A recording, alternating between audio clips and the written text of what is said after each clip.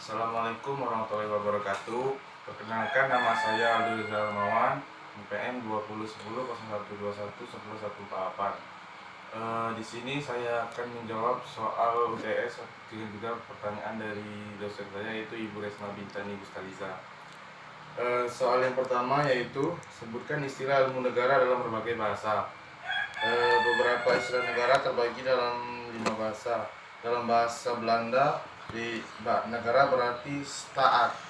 Dalam bahasa Jerman yang berarti Stieat, dan dalam bahasa Prancis yang berarti Iteat, dan dalam bahasa Inggris juga berarti Iteat, dan dalam bahasa Latin yang berarti status atau statum. Soal kedua yaitu jelaskan definisi negara dari beberapa ahli. Pengertian negara dibagi beberapa dalam ahli, yaitu yang pertama Aristoteles. Aristoteles mengartikan ontologi sebagai teori tentang wujud seperti karakteristik dasar dari sebuah realitas. Ontologi seperti karakteristik sepemahaman dengan metafisika dalam hakikat negara. Menurut Aristoteles dapat didefinisikan hakikat suatu negara merupakan gabungan keluarga sampai membentuk kelompok besar, atau kebahagiaan negara akan tercapai dalam kebahagiaan masing-masing. Yang kedua yaitu Agustinus. Yang dimaksud negara hukum adalah negara yang berdiri di atas hukum, yang menjamin keadilan kepada negaranya. Agustinus membagi negara menjadi 2 bagian, yaitu civitas Dei yang artinya Tuhan, dan civitas terrena atau civitas diaboli yang artinya negara duniawi atau negara iblis. Yang ketiga yaitu Machiavelli yang mengartikan negara sebagai negara kekuasaan. Ia memandang negara dari sudut kenyataan, dan untuk mencapai tujuannya, negara harus mempunyai semua alat-alat kekuatan fisik. Yang keempat yaitu Thomas Hobbes yang negara ialah merupakan suatu masyarakat hukum yang disusun berdasarkan perjanjian antar individu yang menjadi anggota masyarakat. Kegiatan negara diarahkan untuk mewujudkan kepentingan dan kebebasan pribadi. Yang kelima yaitu John Locke. Menurut John Locke, negara ialah sebuah lembaga yang terbentuk sebagai hasil dari perjanjian yang telah disepakati oleh anggota masyarakat secara bersama-sama. Yang keenam yaitu J.J. Rousseau. Menurut J.J. Rousseau, negara yaitu negara wajib menciptakan kebebasan serta persamaan bagi warganya dengan penuh kebebasan tanpa bersyarat. Yang ketujuh yaitu Harold J. Lasky. Negara ialah suatu masyarakat yang diintegrasikan karena mempunyai wewenang yang bersifat memaksa dan secara sah lebih agung daripada individu atau kelompok yang merupakan bagian dari masyarakat. Kemudian yaitu Max Weber. Menurut Max Weber, negara ialah suatu masyarakat yang mempunyai monopoli dalam menggunakan kekerasan fisik dalam suatu wilayah. Dan yang terakhir yaitu Robert Max Weber. Menurutnya, negara ialah asosiasi yang berfungsi memelihara ketertiban dalam masyarakat berdasarkan sistem hukum yang diberi kekuasaan atau memaksa. Soal yang ketiga yaitu jelaskan the alasan mengapa harus ada negara. Alasan mengapa harus ada negara yaitu dibutuhkan untuk menampung sekian banyak orang yang kemudian akan melebur menjadi satu dalam negara tersebut. Meskipun berbeda, dan negara merupakan syarat untuk membangun sistem pemerintahan yang mengatur makhluk sosial serta berpartisipasi untuk membangun negara. Yang selanjutnya yaitu soal selanjutnya, mengapa George Jelinek disebut sebagai bapak ilmu negara? Seorang pakar hukum dari Jerman yaitu George Jelinek dikenal sebagai bapak ilmu negara karena ia pada tahun 1882 ia telah menerbitkan buku dengan judul Allgemeine Staatslehre atau ilmu negara hukum.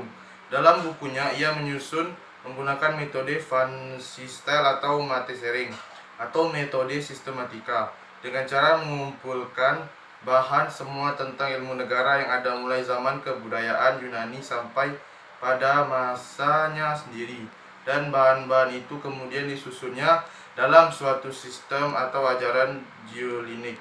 Kemudian merupakan penutup untuk masa lampau sekaligus juga merupakan dasar untuk mempelajari ilmu negara lebih lanjut.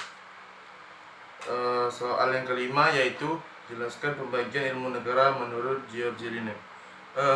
George Lineik memisahkan atau menggolongkan negara dalam 3 golongan. Yang pertama yaitu golongan ilmu pengetahuan negara, menekankan pada negara sebagai objeknya dalam arti sempit, yaitu hukum tata negara, hukum administrasi negara, dan hukum antar negara. Yang kedua yaitu golongan ilmu pengetahuan negara yang menekankan pada segi sempitnya hukumnya, yaitu hukum perdata, hukum pidana, dan hukum acara perdata atau pidana. Dalam sistem Jelinek Staatswissenschaft dalam arti dibagi lagi 3 golongan ilmu pengetahuan, yaitu sebagai berikut: Beschreibende Staatswissenschaft, yang kedua itu Theoretische Staatswissenschaft, dan yang terakhir yaitu Praktische Staatswissenschaft. Soal yang keenam yaitu jelaskan hubungan antara yang pertama ilmu negara dengan ilmu politik. Hubungan antara ilmu negara dengan ilmu politik ialah ilmu negara merupakan ilmu yang bersifat teoritis, bebas nilai, artinya tidak mengadakan penilaian terhadap objek yang diselidiki. Sedangkan ilmu politik adalah ilmu yang bersifat praktis, mengadakan kritik dan penilaian terhadap objek yang dipelajari. Dan juga ilmu negara dan ilmu politik memiliki objek material atau pokok kajian ilmiahnya atau subjek matter, sama-sama fokus pada negara. Kemudian hubungan ilmu negara dengan hukum tata negara.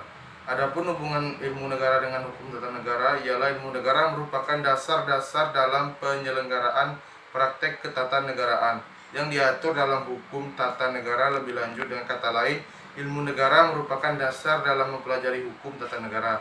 Dan hukum tata negara juga mempelajari negara dalam keadaan konkret, artinya negara sudah terikat waktu. Soal yang ketujuh atau soal yang terakhir yaitu jelaskan unsur-unsur negara menurut pasal 1 Konvensi Montevideo pada tahun 1933. Yang pertama yaitu penghuni atau penduduk atau rakyat. Rakyat merupakan semua orang yang ada di wilayah suatu negara dan taat pada peraturan di negara tersebut. Berdasarkan hal tersebut, rakyat merupakan unsur paling penting terbentuknya sebuah negara. Yang kedua yaitu wilayah. Unsur wilayah ialah hal yang amat penting untuk menunjang pembentukan suatu negara. Tanpa adanya wilayah, mustahil sebuah negara bisa terbentuk. Wilayah inilah yang akan ditempati oleh rakyat dan penyelenggara pemerintahan. Yang ketiga yaitu kekuasaan tertinggi atau pemerintahan yang berdaulat. Kekuasaan tertinggi atau pemerintahan yang berdaulat dapat diartikan sebagai suatu pemerintah yang mempunyai kekuasaan tertinggi untuk mengamankan atau mempertahankan, mengatur dan melancarkan tata cara penyelenggaraan pemerintahan secara penuh. Yang keempat yaitu kesanggupan untuk berhubungan dengan negara lain. Kesanggupan untuk berhubungan dengan negara lain yaitu ketika negara mampu melakukan hubungan-hubungan dengan negara lain dalam bidang ekonomi, pendidikan, politik, kebudayaan, dan sebagainya. Yang kelima yaitu pengakuan dari negara lain. Adanya pengakuan dari negara lain merupakan bukti sah hadirnya atau terbentuknya negara dan berhak untuk terhindar dari ancaman dan campur tangan dari negara lain. Kemudian untuk memperoleh pengakuan dari negara lain, maka sebuah negara perlu menjalin hubungan dengan negara lain. Baiklah, itulah jawaban dari saya. Lebih baik kurang saya mohon maaf. Assalamualaikum warahmatullahi wabarakatuh. Waalaikumsalam.